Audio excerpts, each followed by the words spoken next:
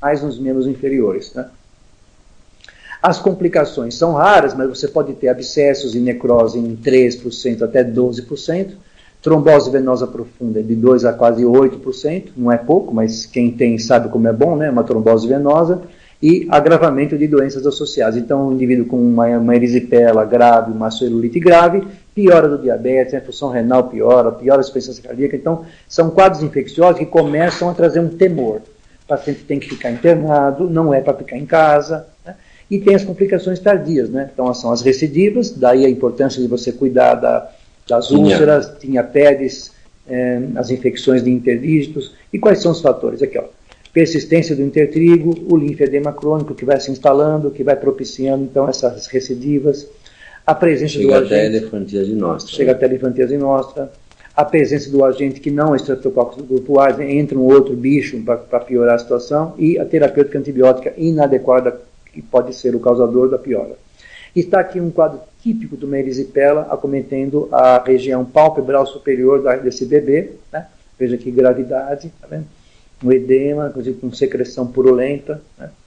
Veja aqui, olha, a face direita, também acometimento de toda a face. Veja que, na verdade, olha, a borda, ora ela é bem delimitada, como aqui. A lesão é bem delimitada, como aqui também, ó. A lesão é bem delimitada, então aqui está muito mais para uma erisipela e aqui está muito mais para uma celulite, tá? Veja que o grave acometimento desse membro superior, acometendo inclusive parte da região axilar anterior, né? A região do membro superior esquerdo, né? Veja que inclusive você tem aqui na periferia inúmeras lesões petequiais. Esse bebê, inclusive, você percebe que existe uma área central que parece que está fazendo vai drenar um abscesso, né? Então é um bebezinho fazendo uma celulite. Veja, com característica, olhem bem, vocês vão perceber que não existe uma delimitação da borda. Isso aqui é típico de uma celulite de face, né? Veja que a borda não é bem delimitada. Delimitada está a área central porque está tumefeita. Provavelmente esta área aqui, onde eu estou com a seta, é uma área que vai drenar pus, ou algo parecido. Mas já na borda da lesão, percebam que não existe uma delimitação típica. Em nenhuma situação você vai ver que a borda é típica, tá? E essa tumefação tão característica. Esse bebê, com certeza, precisou ser internado. A Bruna Baxman, doutor José, o Zé Augusto é o primo do Zé Roberto. Esse é o Zé Roberto Pegas. Zé Augusto é o primo dele. Alguns autores sugerem o uso de corticoide sistêmico nos casos de celulite hemorrágica. O senhor concorda? Então, o antibiótico sistêmico, quando você dá nas primeiras 24 horas, é para diminuir o edema, que muitas vezes acomete esses pacientes, principalmente na face.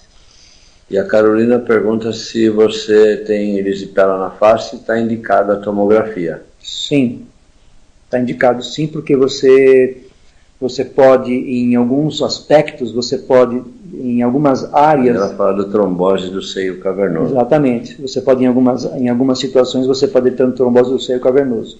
Então, toda lesão de face, você é obrigado hoje a fazer ressonância, tomografia da face, né? É obrigado a fazer. Tá? É obrigado a fazer. Para afastar a possibilidade. Exatamente. Né? Tá? Então, isso é uma conduta hoje já bem... Mário César Pires digitando.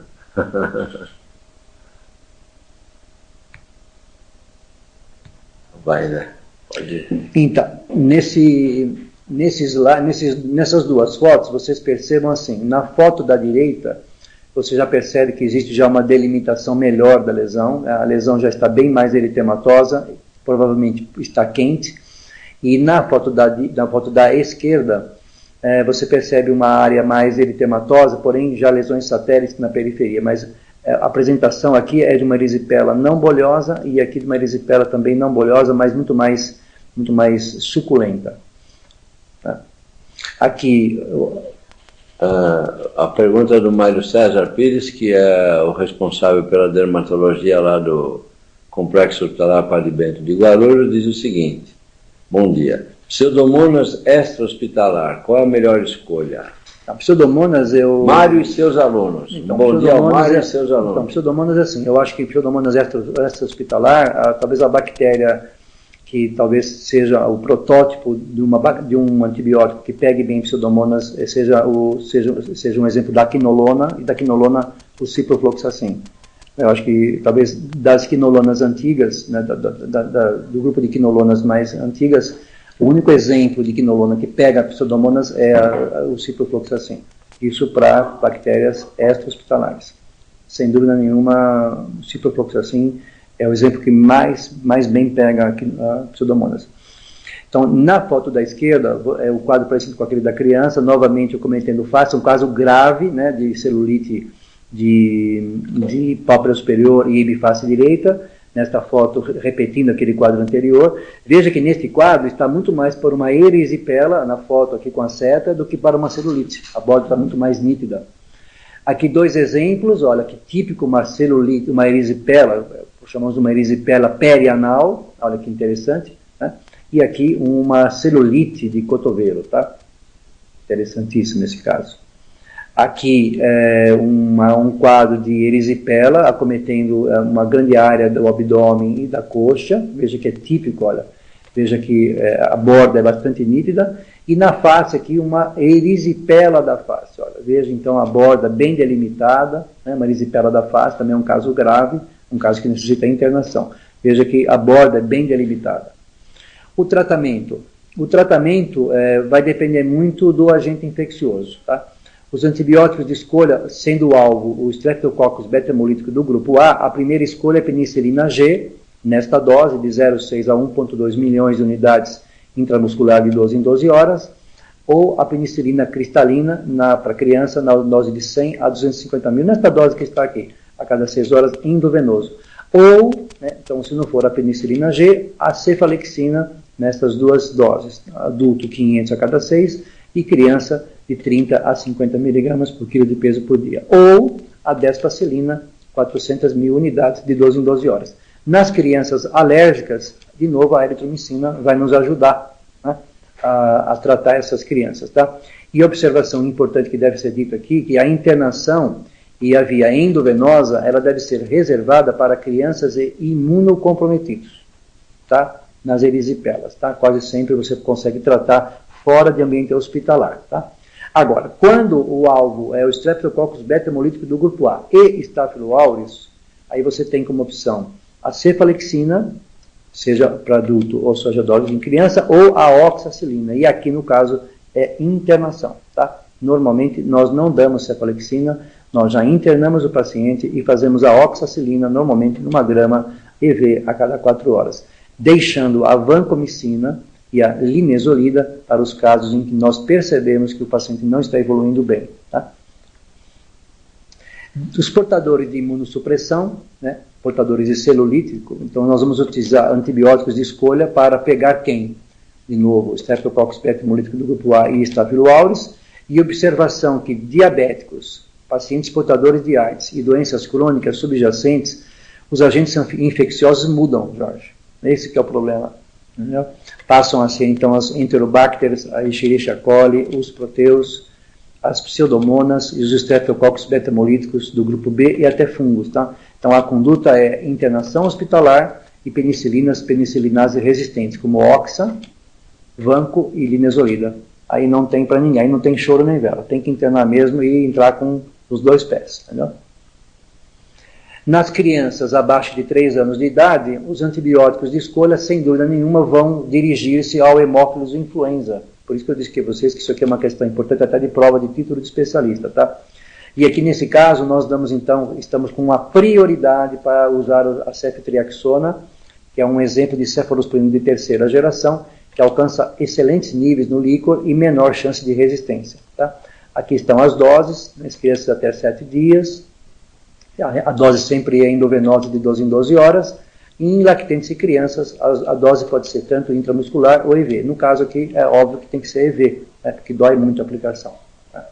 E o que fazer nas múltiplas recidivas? O que fazer? Tá? Então, assim, o paciente vem tendo aquele senhor idoso que já teve a 4ª erisipela, a família traz ele na cadeira de rodas e você não sabe o que fazer. Então, assim, o que se preconiza na literatura, os trials mostram isso, usar-se a penicilina G-benzatina na dose de 2,4 milhões a cada 3 semanas, isso nos casos recidivantes, ou mesmo a éritro de 12 em 12 horas por longo prazo. Tá? Isso é o que se faz, porque isso aí é importante saber. Tá? A próxima patologia é fácil, é a dermatite estreptocócica perianal. Ela lembra muito aquela lesão perianal que eu mostrei agora há pouco. É uma infecção da pele perianal. Ela se dá por uma infecção faríngea em mais da metade dos casos. É da infecção faríngea que você transporta o germe lá para a região perianal. Ela pode ser precedida por impetigo, ocupa em geral uma criança em idade pré-escolar ou escolar, e pega mais meninos que meninas. É uma infecção crônica, aí leva, com a cronicidade, vai para fissura, criam-se crostas, placas psoriasiformes. Óbvio que você vai ter incômodo local, como coceira, dor local, dor à defecação e retenção de fezes. Tá? Predisposição à psoríase gutata. Tá? Nessa criança vai provavelmente predispor-se à psoríase gutata se ela tiver uma predisposição para fazer psoríase na vida, e o suave anal é capaz então de detectar a bactéria, que provavelmente será do grupo A, Streptococcus. Então esta lesão, veja que característico, este quadro clínico, mostrando então o eritema perianal e esta borda eritematosa, que é ocupada pelo Streptococcus. Veja que isso daqui é típico, é característico, e aqui no caso, já com a cronicidade, a lesão já fica inclusive exulcerada, mas mostrando um fundo vermelho, granuloso, e as bordas bem palpáveis, tá? Isso aqui é característico da dermatite estreptocócica perianal. O tratamento é igual ao que se faz para o impetigo: água, sabões, antibióticos tópicos. Às vezes é necessário a antibiótico terapia sistêmica com cefalexina, éritro e clárito nas crianças alérgicas. Agora nós vamos para uma parte da aula bastante interessante, que é a síndrome estafilocócica da pele escaldada. Ela é, para mim, um quadro bastante interessante, a parte de tudo aquilo que a gente conhece, porque, na verdade, é o exemplo típico da ação exfoliativa de uma bactéria, né? De uma exotoxina. Então, exatamente, a penetração em via sanguínea da exotoxina bacteriana causada por uma infecção cutânea, tá? Pelo Staphylo aureus, capaz de promover grandes áreas de descolamento cutâneo. Né? Os Staphylococcus aureus são, na verdade, micro-organismos transitórios e patogênicos para a pele, porém, em cerca de 20 a 40% da população o tem como colonizador da mucosa nasal, mãos, axila e períneo. Tá? Ninguém sabe explicar por que se coloniza e outros não. A patogênese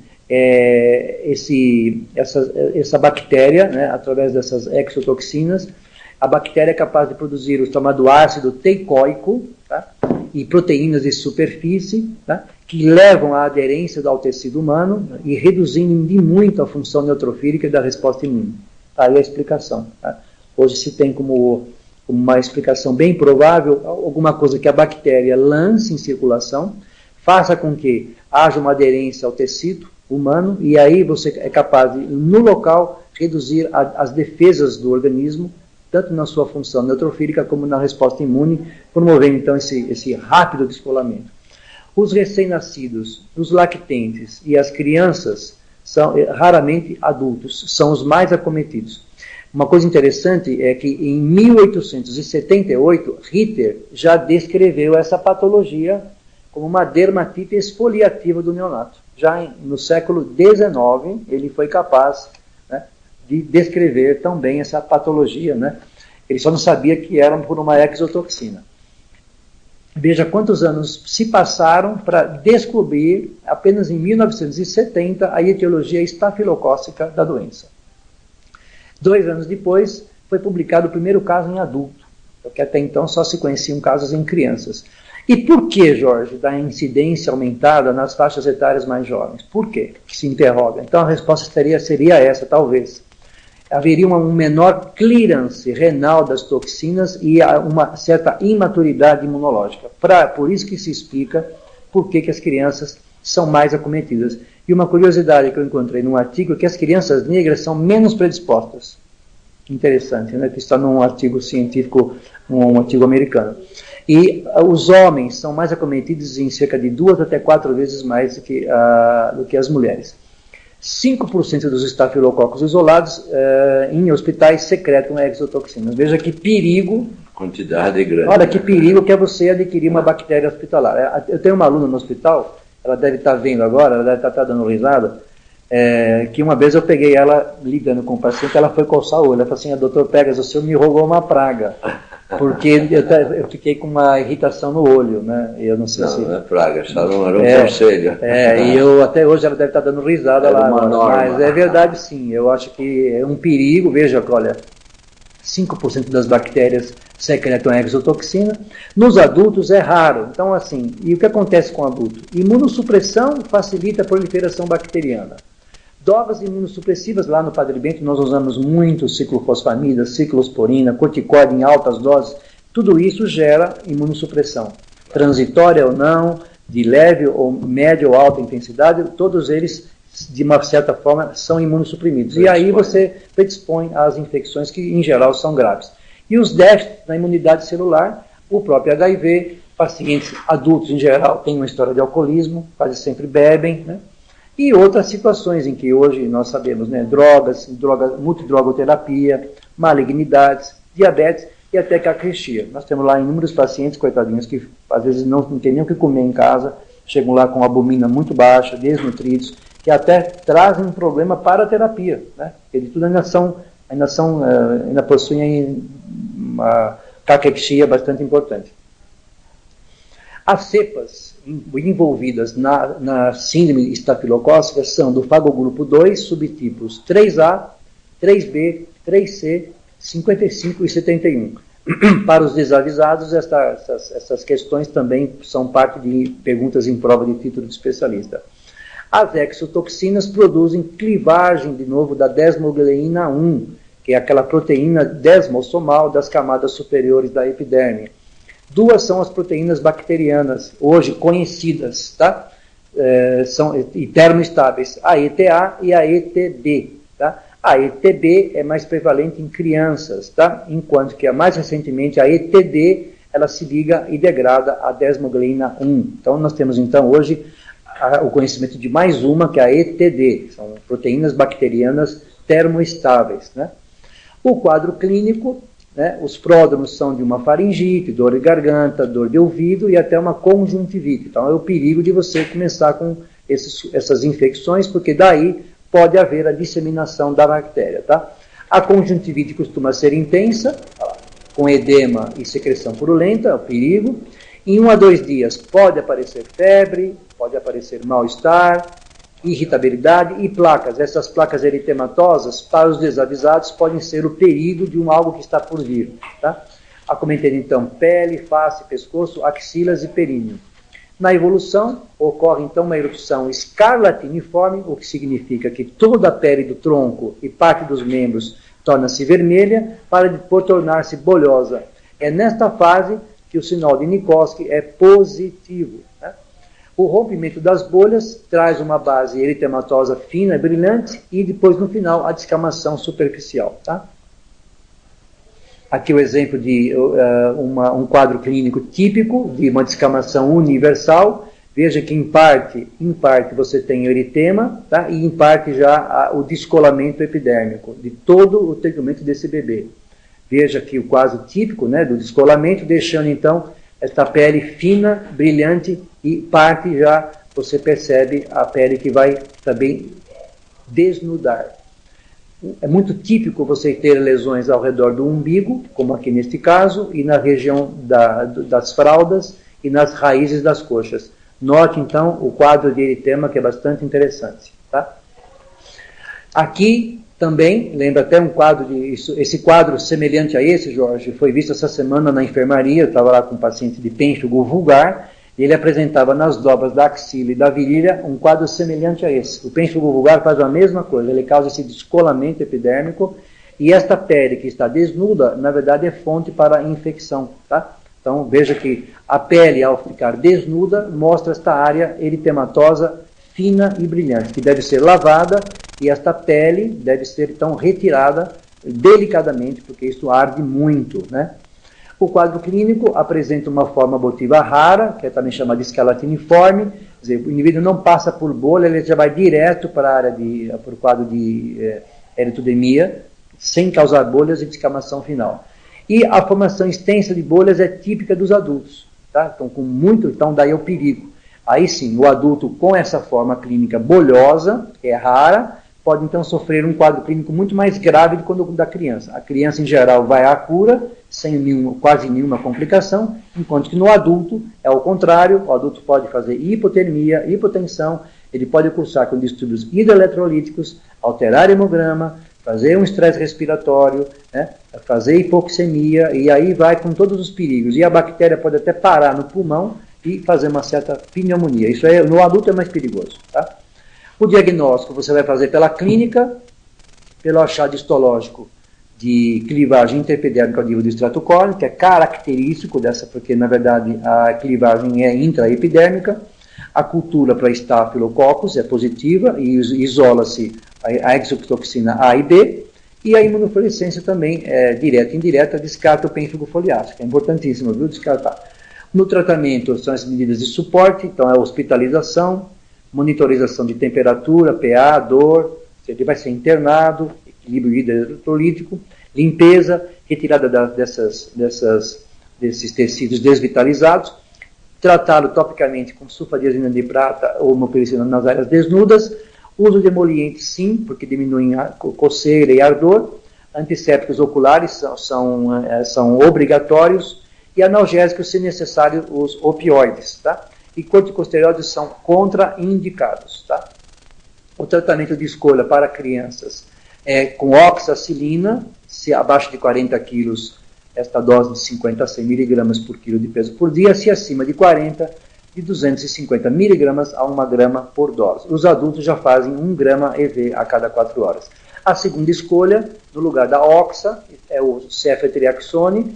Aí sim, se crianças até 14 anos, uma dose de até 50 miligramas, lactentes e menores de 12 anos, numa dose de 20 a 80 miligramas. O adulto faz a mesma dose IM ou EV de 1 grama a cada 12 horas. Nos casos em que haja resistência, meticilino-resistência, pelo Staphylo aureus, a colonização bacteriana deve ser tratada eficazmente com mupirocina ou ácido fusídico e até mesmo o uso de trimetropin e sulfametoxazol na dose de 8 mg de trimetropin e 40 de sulfametoxazol por dia de 12 em 12 horas por 14 dias. Tá? Nos casos de infecções leves a moderadas, o que se fala hoje na literatura é o uso de clindamicina, igual ao que eu comentei para furúnculo, na dose de 300 a 600 mg por dia, de 8 em 8 horas. Cuidado com os riscos de colite pseudomembranosa da clindamicina. Em segundo lugar, sulfametoxazol, trimetropin. Em terceiro lugar, as tetraciclinas, tanto as minociclinas quanto as doxiciclinas, a literatura cita como interessante para o tratamento dessas infecções leves a moderadas. Nas infecções graves, provavelmente aí antibiótico terapia guiada por cultura, mas em geral as pessoas vão acabar caminhando para o uso da vancomicina na dose de 40 a 60 mg por quilo por dia. Tá? O eritrasma é uma infecção cutânea superficial, localizada, causada pelo bacilo gram-positivo Corynebacterium minutíssimo. Ele é uma infecção cosmopolita, isso você encontra ela no mundo inteiro.